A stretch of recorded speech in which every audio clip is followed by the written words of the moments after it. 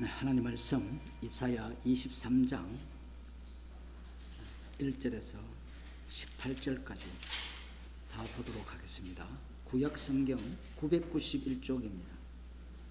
990쪽.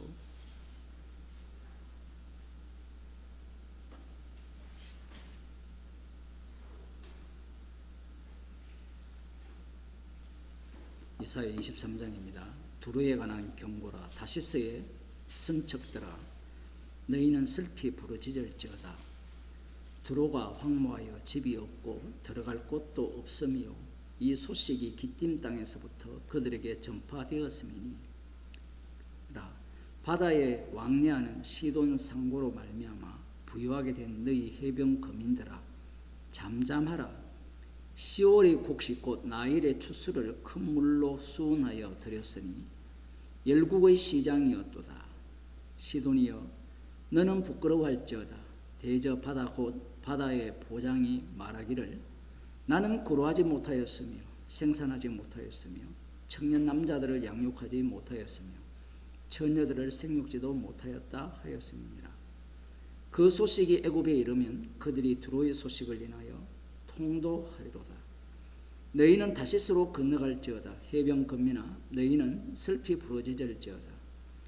이것이 고대에 건설된 너희 희락의 성, 곧 그 백성이 자기 발로 먼 지방까지 가서 요하던 성이냐?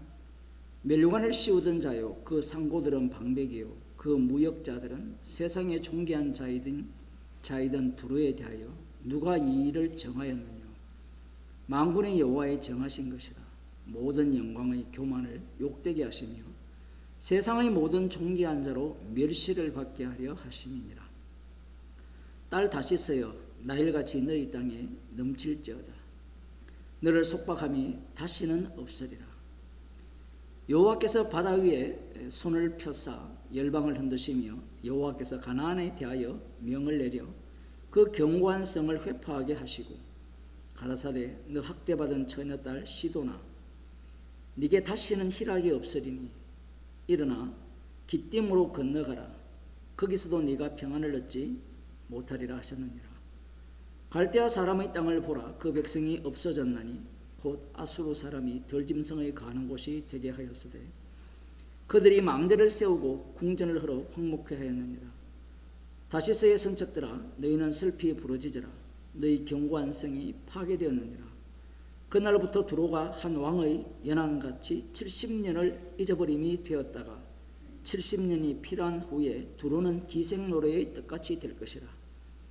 잊어버린 바 되었던 기생너여, 수금을 가지고 성읍에 두루 행하며 기묘한 곡조로 많은 노래를 불러서 너를 다시 기억해 하라 하였느니라. 70년이 필요한 후에 여호와께서 두로를 건고하시리니 그가 다시 쉬리하여 지민에 있는 열방과 엄난을 행할 것이며 그 무역한 것과 이익을 거룩히 여호와께 돌리고 간직하거나 쌓아두지 아니하리니 그 무역한 것이 여호와 앞에 가는 자의 배불리 먹을 자료, 잘입을 자료가 되리라. 아멘. 옛날 성경은 읽어도 무슨 말인지 요즘 성경, 쉬운 성경을 읽으면 조금 이해하기 쉬울지 모르겠습니다. 간단하게 정리를 하면 이 두로라는 이 도시 국가죠. 무역을 해가지고 엄청난 부를 쌓았습니다. 다시스 같은 경우에도 이 두로가 지배하는 그 속국이라고 할까요? 그 도시죠. 무역을 통해서 어마어마한 부를 쌓은 이 두로에 대한 심판을 말합니다. 예수님도 두로와 시돈에 대해서도 말씀을 하셨잖아요. 1절부터 조금 보면 다시스의 선척들아, 너희는 슬피 부르짖을지어다. 배를 갖고 이제 무역을 하니까 배가 떠났는데 집이 없고 들어갈 곳도 없으며 항구가 사라진 겁니다. 여호와 하나님의 심판으로 인하여서 기띔 땅에서부터 그들에게 전파되었습니다.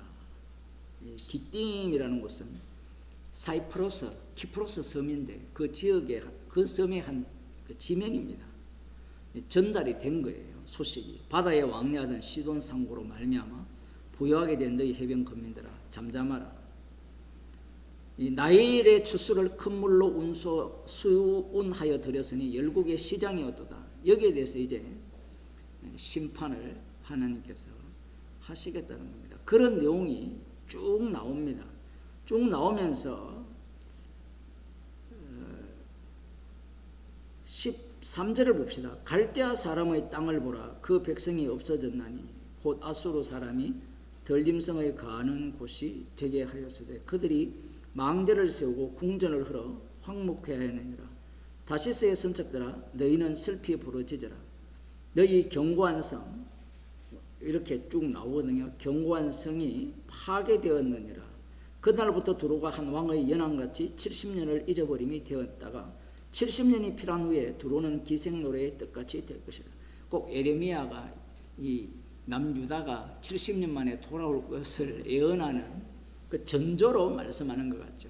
70년 후에 다시 이 두로가 회복될 것을 말씀을 하시는데 이 두로가 이 해상 무역을 통해서 엄청난 부를 이렇게 축적을 했는데 뭐 키프로스나 다시스 이런 곳을 식민지로 삼았습니다. 그렇게 하여서 이제 부를 축적했지만 결국 아수르 이 살마네셀에 의해서 산헤립에 의해서 그리고 나중에 바벨론 왕 나중에는 알렉산더 왕에 의해서 침공을 당하면서 잠시 이렇게 나타났다가 사라지는 그러한 도시가 되는 겁니다. 여기서 70년을 말씀하시는 것은 꼭 70년이 아니라 하나님께서 말씀하신 기한이고 그리고 그 16절로부터 보면 잊어버린 바 되었던 기생 너여 수금을 가지고 성읍에 두루 행하며 기묘한 곡조로 많은 노래를 불러서 너를 다시 기억케 하라 하셨느니라. 70년이 필요한 후에 여호와께서 두로를 근고하시리니 그가 다시 취리하여 지면에 있는 열방과 엄난을 행할 것이라. 이게 엄난을 행할 것이라. 여러분 성경은 어떻게 되어 있어요? 똑같이 되어 있어요? 이 엄난이라는 이 용어가 맞는데 이게 이제 무역을 이야기하는 겁니다. 표현을 하면. 그래서 70년 만에 돌아왔으니까 이제 다시 무역을 할 것이고 그 무역한 것과 18절에 보면 이익을 거룩히 여호와께 돌리고 간직 여호와께 돌리는데 간직하거나 사두지 않을 것이라고 하죠. 그러니까 엄난을 행한다는 말이 안 맞죠. 앞뒤 이 문맥이. 그러니까 두로가 하나님의 심판을 받고 다시 70년 만에 다시 회복이 되어서 돌아오는데 엄청난 부를 축적하는데 이 부는 여호와께 돌리는 거예요. 여호와께. 그 여호와께 돌린다면 어떤 생각을 하십니까? 그 뒤에 나오거든요. 18절 하반절에 보면 그 무역한 것이 여호와 앞에 거하는 자의 배불리 먹을 양식과 잘 입을 옷감이 되리라고 예언을 합니다. 이 두로의 심판과 다시 두로의 회복, 나중에 이들이 부를 취하였을 때 그 부가 누구에게로 돌아오느냐 하면 여호와 앞에 거하는 자, 여호와 앞에 거하는 자들이 누굴까요? 남은 자? 이스라엘이 돼요. 지금 이 이사야 23장을 읽게 되면 인간의 탐욕이 작동을 해요. 오늘날도 이런 본문을 갖고 사람들을 미혹하는 자들이 있죠. 이방인들의 이 부가, 이 두로가 멸망당하고 다시 엄청난 부를 취할 때 이 부들이 누구한테 갖고 온다 합니까? 여호와 앞에 거하는 자를 위해서 배불리 먹을 양식이 되고 입을 아름다운 옷감이 된다라고 예언을 해요. 예루살렘으로 돌아가자고 하는 그 무리들이 이런 본문을 해석할 때 그렇게 해석을 합니다.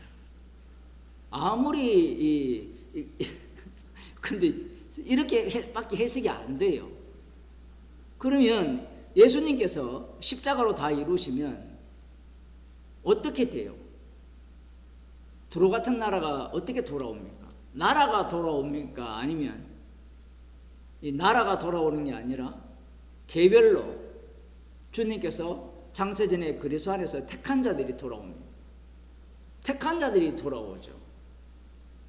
그리고 여기에 여호와 앞에 거하는 자의 배불리 먹을 양식과 옷감이 될 것이다 라고 하니까 사람들은 이걸 갖고 이제 이방인들이 다른 믿지 않는 자들의 그 재산들을 나에게 가져다 줄 것이다, 이런 식으로 해석을 하면 안 되는 겁니다. 그러니 두로는 멸망하거든요. 실제로 역사적으로 멸망을 해요. 그럼 두로가 다시 돌아오느냐? 그건 아니에요. 그래서 이런 말씀들이 어려운 이유가 뭐냐면 직설법이 언유가 되어버리죠. 직설법이 언유가 돼요. 직설적인 멸망한다는 것은 맞는데 돌아온다는 의미가 예수님께서 사도 바울을 통해서 이방인의 사도가 되게 하잖아요. 그럼 복음을 전하게 되면 그들이 예수 그리스도로 돌아옵니다. 그러면 그들이 돌아와서 여기에 보면 여호와 앞에 거하는 자의 배불리 먹을 양식과 재료가 된다는데 이게 문자적으로 해석이 되느냐? 안 되죠. 그 이방인들이 돌아왔을 때도 똑같이 그들은 예수 그리스도의 증인이 됩니다. 십자가의 증인이 되는 거예요. 그래서 이런 말씀들이 미혹거리예요. 이게 이런 게 어려운 거예요. 말씀이 주어지면 인간이 탐욕이 작동을 하거든요. 이스라엘 백성들이 볼 때는 이 주변국 두로 같은 경우에는 엄청나게 잘 먹고 잘 살았잖아요. 그들이 멸망을 당하는데 나중에 멸망을 당했다가 70년 만에 다시 이들이 회복이 된다 했을 때 그 부를 기억할 거 아니에요. 그 부가 누구한테 온다고 생각하겠어요? 자기들한테 온다고 생각을 하는 겁니다. 그런데 여기에 대해서 예수님은 성경은 내게 대해서 전한다라고 해보세요. 그런 해석이 어디 있어요? 이 본문을 갖고 십자가를 전한다고 하면 사람들이 그걸 받아들이겠습니까? 못 받아들이죠. 역사적으로 일어난 이 두로 실제적인 나라, 이 강력한 해상 그 무역을 통해서 부를 이룬 그 나라의 멸망과 회복이라는 이 예언을 통하여서 결국은 드러내고자 하는 것은 인간의 그 탐심입니다. 탐심이고 예수님께서 십자가로서 다 이루어버리면 십자가의 피복음이 전파되면서 오히려 누구로부터 공격을 받느냐면 이런 말씀을 갖고 기다리면서 이 두로를 직설인데 사실은 그걸 또 어떻게 해석하겠어요? 언유로 해석하죠. 그럼 두로는 누구냐? 빌 게이츠다. 그 떼돈 번 걸 다 누구한테 가져올 거냐? 남은 자인 우리들, 예수 믿는 우리에게 돌아올 거다. 이런 식으로 해석을 하는 거예요. 그게 마귀의 해석이죠. 나를 위한 해석 자체가 마귀의 해석입니다. 기도하겠습니다. 하나님 아버지, 아무리 강한 나라라도 주의 이름을 위하여서 강하게 하시고 멸망하게 하셔서 그것을 바라보는 인간들의 악마성을 또 드러내시고 십자가에서 다 이루신 주의 나라를 조롱하며 우습게 여기는 그러한 죄인들의 모습을 오늘도 말씀을 통하여 드러내게 하심을 감사드립니다. 우리의 인생이 주변에 일어나는 모든 일들을 통하여서 십자가에서 주님이 다 이루셨다는 것을 날마다 확인하며 그 은혜에 대해 감사하는 주의 백성이 되게 하옵소서. 예수님 이름으로 기도드리옵나이다. 아멘. 하늘에 계신 우리 아버지여, 이름이 거룩히 여김을 받으시오며 나라의 임하시오며 뜻이 하늘에서 이루어진 것 같이 땅에서 이루어지이다. 오늘날 우리에게 일용할 양식을 주시고 우리가 우리에게 죄진들을 사하여 준 것 같이 우리 죄를 사하여 주옵시고 우리를 시험에 하지 마옵시고 다만 악에서 구하옵소서. 대개 나라와 근세와